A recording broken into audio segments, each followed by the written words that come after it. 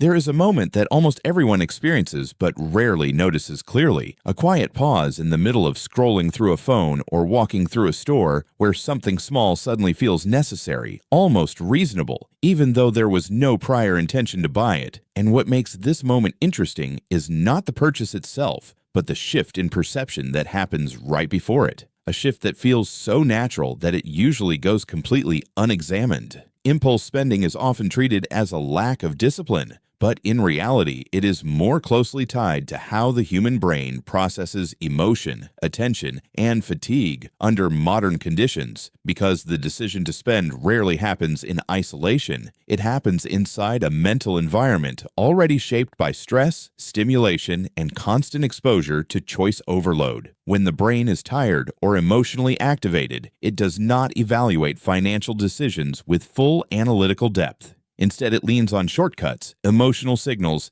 and immediate reward cues. One of the key psychological mechanisms behind this behavior is the way dopamine responds not to ownership, but to anticipation, meaning the feeling of getting something new often produces more emotional response than the actual use of the item itself. And modern digital systems are built around repeatedly triggering that anticipation loop, whether through shopping apps, social feeds, or algorithmically curated recommendations that continuously present slightly better versions of something you already saw. Over time, this creates a pattern where spending becomes less about need and more about emotional regulation, where small purchases act as micro-adjustments to mood states, boredom, stress, or mental fatigue. And because each individual decision feels minor, the cumulative effect is rarely emotionally visible in real time. This is where the mathematical structure of impulse behavior becomes important, because repeated small decisions can form a large hidden total that does not match the psychological perception of spending. Even something as simple as a few low-cost purchases across a week can quietly accumulate into a meaningful monthly expense, not because any single decision is extreme,